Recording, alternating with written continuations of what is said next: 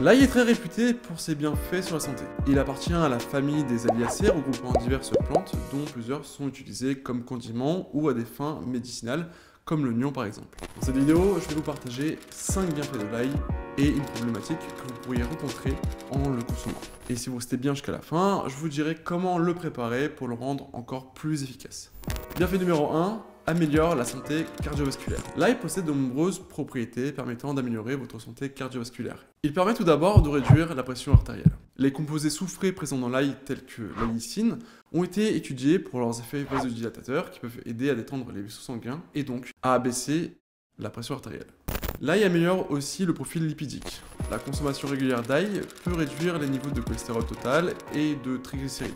L'ail semble avoir un impact positif sur le taux de cholestérol LDL, à savoir le mauvais cholestérol, tout en préservant le cholestérol HDL, à savoir le bon cholestérol. Certains composés de l'ail ont un effet anticoagulant aidant à prévenir la formation de caillots sanguins. Cela peut contribuer à une meilleure circulation sanguine et réduire le risque de formation de caillots dans les vaisseaux sanguins. Enfin, ses propriétés antioxydantes et anti-inflammatoires vont protéger le corps des radicaux libres et aider à prévenir les maladies cardiovasculaires. Bienfait numéro 2, renforce le système immunitaire. La lysine possède aussi des propriétés antibactériennes, antivirales et antifongiques, ce qui va stimuler le système immunitaire en renforçant la réponse du corps aux infections. L'ail est aussi un bon antifongique, c'est-à-dire qu'il va aider à lutter contre la prolifération des champignons. Concernant les infections, les composés antibactériens et antiviraux de l'ail peuvent aider à prévenir et combattre les infections. Certaines études suggèrent que la consommation régulière d'ail peut réduire la durée des infections respiratoires, telles que le rhume, et atténuer la gravité des symptômes. Plus globalement, l'ail est souvent recommandé pour le soutien respiratoire. Il peut aider à soulager la congestion, à dégager les voies respiratoires et à apaiser les symptômes de rhume et de la grippe. Bienfait numéro 3, un antioxydant puissant. La présence de flavonoïdes et de composés soufrés tels que la lysine, l'aïne et l'ajoène aide à neutraliser les radicaux libres, ce qui va avoir pour effet de réduire le stress oxydatif et donc prévenir les dommages cellulaires ainsi que l'intégrité des cellules. Plus globalement, l'ail va permettre de réduire l'inflammation dans le corps et les dommages potentiels de ces procédés inflammatoires. Bienfait numéro 4, aide le système digestif. L'ail va faciliter votre digestion de plusieurs manières. Tout d'abord, il va stimuler la production des enzymes digestives. L'ail, en particulier cru, contient des composés soufrés tels que la lysine qui peuvent stimuler la production d'enzymes digestives. Ces enzymes aident à décomposer les nutriments dans les aliments, favorisant ainsi une digestion plus efficace. Il va aussi soutenir le microbiote intestinal en agissant comme un prébiotique, favorisant une bonne flore intestinale. Certains composés de l'ail peuvent aussi aider à réguler la mobilité intestinale, favorisant ainsi un transit intestinal régulier. Enfin, l'ail va aider à réduire les ballonnements. Bienfait numéro 5, la régulation de la glycémie.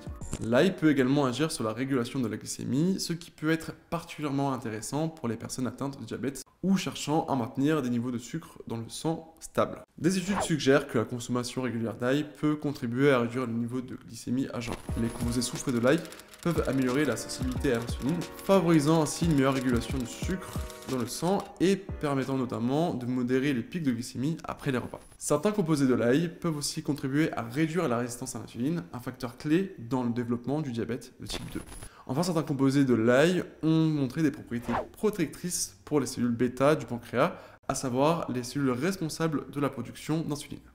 La problématique dont j'ai parlé en début de vidéo, c'est que l'ail peut causer des troubles gastro-intestinaux chez certaines personnes, comme des ballonnements, des flatulences ou encore des brûlures d'estomac. Ça peut venir de plusieurs facteurs, mais si vous avez un doute, mangez-en à petite dose pour tester et voyez comment votre corps réagit. Au niveau des quantités, une consommation normale d'ail, c'est en moyenne 1 à 2 gousses par jour.